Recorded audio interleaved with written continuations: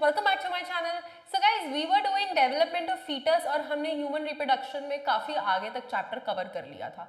We had known about the human system, about the male, female, and then about pregnancy, right? We studied how the fetus develops, and today we will be studying कि आगे once the parturition has happened, what is the followed step? Right in general terms हम सबको पता है that once the newborn child is born तो उसके साथ eating habits क्या होती है द मदर्स मिल्क राइट तो हम उसके बारे में थोड़ी डिटेल पढ़ेंगे right and what other things are seen as soon as the baby is delivered out of the body.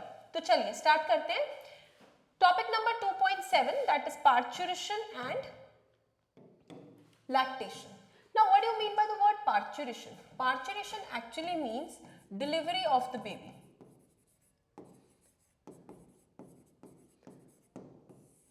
Okay, the baby is delivered out of the vagina, that is known as the parturition. And what do you mean by lactation? Lactation is the feeding of mother's milk.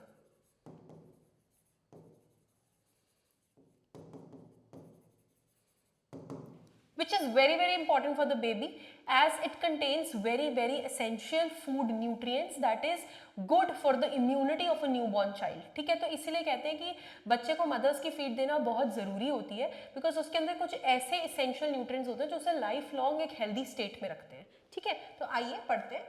The average duration of human pregnancy is about 9 months.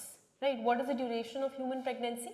9 months, and that period is actually called as the gestation period. Now when there occurs vigorous contraction, बहुत ज़्यादा contraction होती है of uterus, ठीक है, at the end of the pregnancy, it causes expulsion or delivery of the fetus. The vigorous contraction, that shaking which occurs, that results in the expulsion of fetus out. Right, because the endometrial muscles, the uterus muscles, they receive a stimulus from the brain, जिसकी वजह से वो बहुत तेज contract करना ऐसे करना शुरू करते हैं, जिससे क्या होता है कि वो जो अटैच्ड वॉल होती है ना, ट्रोफोब्लास्टिक लेयर जो थी आउटर वाली, वो धीरे धीरे यूट्रस से डिटैच हो जाती है. ठीक है, this process of delivery of foetus that is a child birth is known as parturition. इस प्रोसेस को हम क्या नाम देते हैं? We call it as parturition. Parturition is induced by complex neuroendocrine mechanism. अब पॉइंट ये है कि जो ये पार्चुरेशन है इसको इंड्यूस कौन करता है, मतलब सिग्नल कहाँ से आता है? अब ऑब्वियसली सिग्नल देने वाला कौन होगा? Brain, right? This only gives the signals for parturition. So it is induced by a complex neuroendocrine mechanism.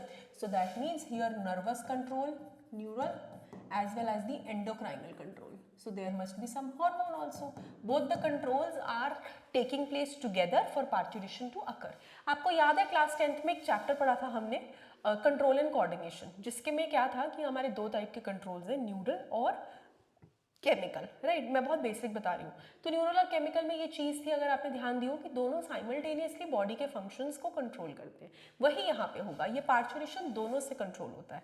ठीक है, parturition is induced by complex neuroendocrine mechanism. The signals for parturition originate from a fully developed foetus. तो जो ये signal brain कब initiate करता है? When the foetus when the foetus is fully developed.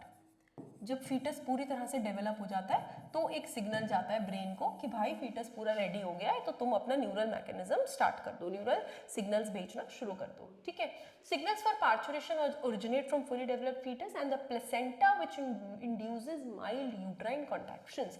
और uterine की कॉन्ट्रैक्शन कौन induce करता है? प्लेसेंटा. Very important. ठीक है, इस रिफ्लेक्स को किस नाम से जाना जाता है?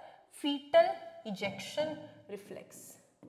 This reflex is known as fetal ejection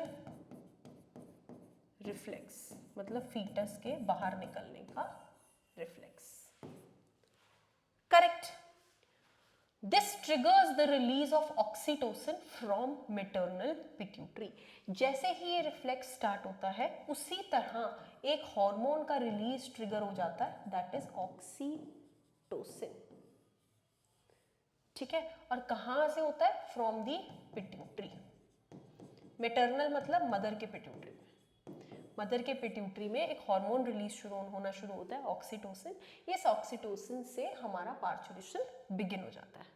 ठीक है, oxytocin acts on the uterine muscles and causes stronger and stronger contractions. तो मैंने जो आपको बोला कि ऐसे ऐसे तेज तेज करता है, वो किसकी वजह से करता है? ऑक्सीटोसिन की वजह से, ठीक है। Oxytocin acts on uterine muscles and causes strong uterine contractions which in turn further stimulates the secretion of more and more oxytocin, ठीक है।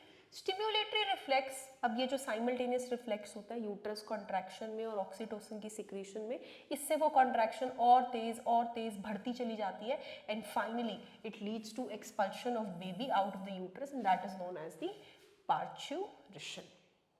Okay, soon after the infant is delivered, the placenta is also expelled out of the uterus. placenta भी साथ ही eliminate हो जाता है uterus के, right? So this is one important period कि हम कैसे lactation करते, जैसे parturition होती है, ठीक है। There are many several mechanisms जो पूरी body साथ में मिलजुल कर uterus के contraction को support करती है, एक सिग्नल ब्रेन से और हमारे हार्मोन से, ठीक है जी।